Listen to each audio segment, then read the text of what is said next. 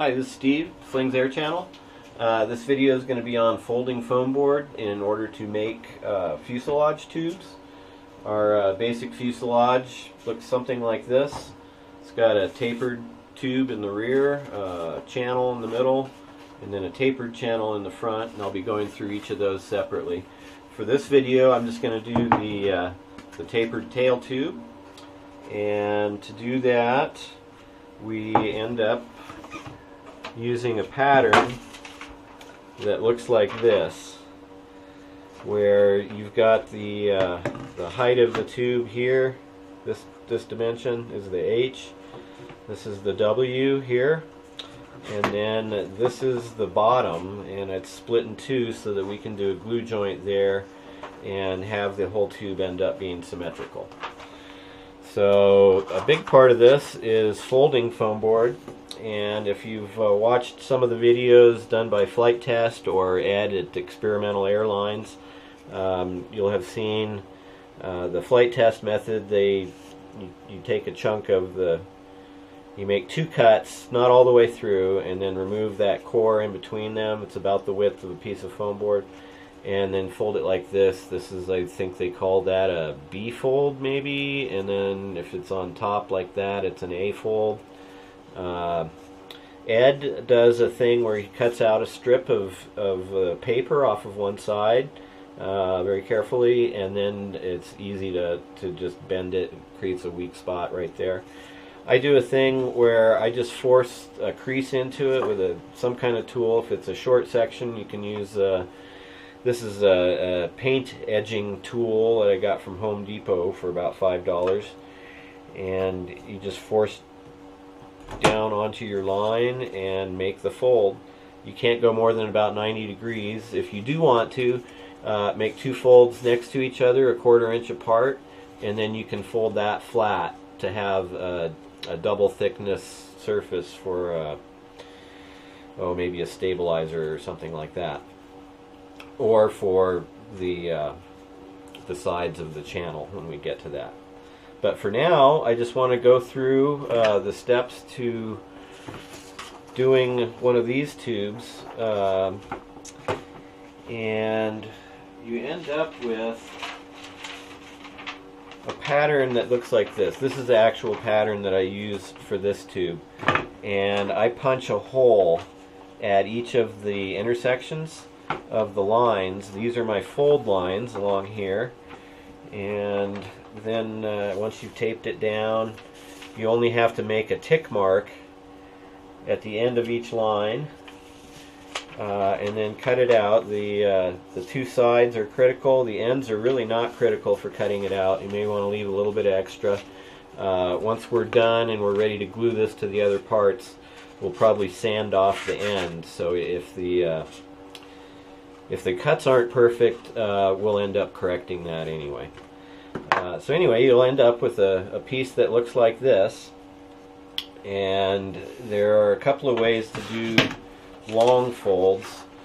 I'm guilty of making some special tools and trying to make this easier on myself, and what I ended up doing was spending a lot of time making tools and not as much making airplanes. But I've got two tools that I make now. Most of you, if you're making airplanes like this, you can probably build one of these yourself. This is out of a couple of architect scales, and then a bolt with a knob, and this hooks over the edge of the table. Let's see if you can see over here, and then you can line up your tick mark on one end, bring it up, get it lined up with the other end, and then force down onto it. I like to go over the edge of the table to get it all the way, and you get a nice straight crease that you can use to start forming your fold. I've got another tool that I use that's even better. Wait till you see this thing.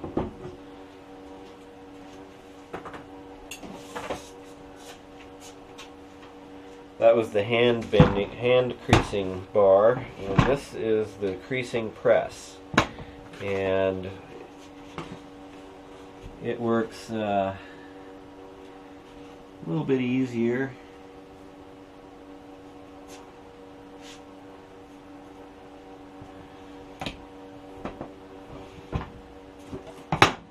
And it basically does the same thing.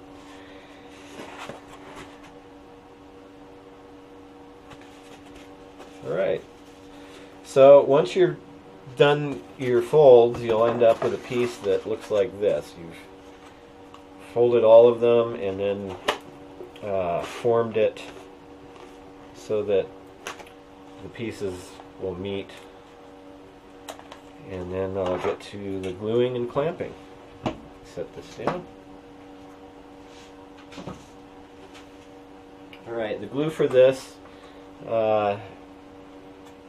you could potentially use hot glue. It's pretty stressful because you don't have much time.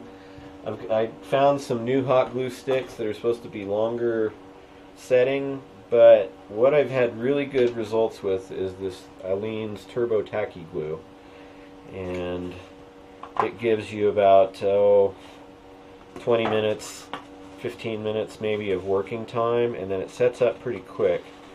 My impression of it is that it's like Elmer's glue that's halfway dry already. And so anyway, I like to squirt some into the gap and then push it in a little bit with my finger. Goes up like that. That's about the right amount. And one thing, when you do folds like this, you don't want to open it flat again. What'll happen is it will tear the paper off of the foam where it's compressed the foam, and you won't get as nice or as strong of a joint.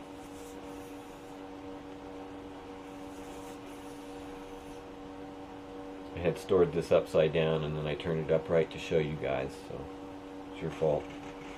Anyway, there we go. Do that. And on this one, I'm going to do an experiment. I'm feeling a little extra lazy today, and so I'm going to skip gluing two of the inside ones that are harder to get to and just go straight to gluing the edge. And I'm going to get a nice bead all the way down the edge. This part's actually pretty critical.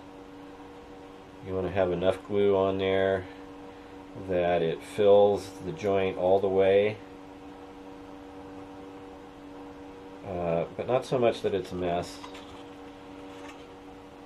And I'm going to actually apply glue to both sides to make sure that you get a good complete bond.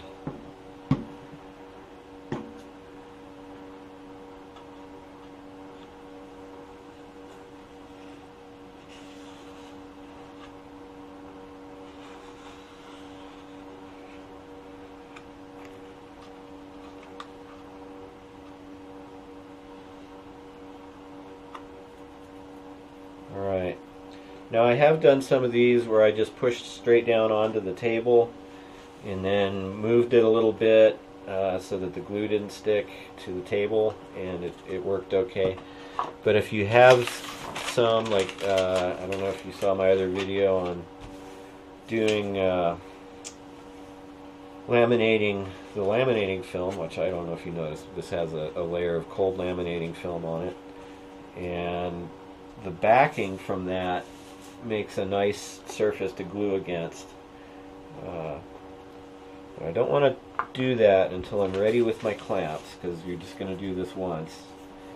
And so what we're going to do with the clamps, we're going to do a thing that ends up looking like this. Clamp one end with the clamp there, and the other end we'll get something heavy. I'll use my contact cement. I use quite a bit of this. It's the solvent-free contact cement. It's water-based, I think. It's It's kind of latexy, but it's great stuff. For doing big surfaces, it's a lot easier than trying to squeeze out enough hot glue to get it done. Okay, so I think I'm ready. And what I'll do here, I'm going to push this down. So hopefully the glue hasn't touched anything yet. Now I've pulled it together. Scoot that on there. And then one trick, these are I think $6 or $7 each. And you can get 2 of these and make a nice square jig that will push it down on the top, snug on the sides, and that'll keep that square. And then I like to use a clamp like this on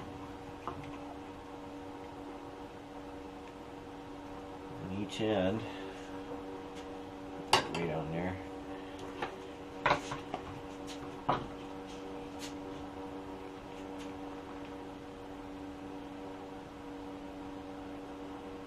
To make sure that the glue seam is pressed together. And now I'm just going to do a little bit on there to make sure it's not stuck to the paper. And make sure it's clamped snug at the end. And that's it. Once the glue's set, and I would give this, I like to give them an hour or more, and then when you're done, you'll have a rigid. It feels just like the foam board itself. I use a strip of tape on the outside. I usually just fold it over on the ends and don't worry about the inside. And this is what you'll end up with.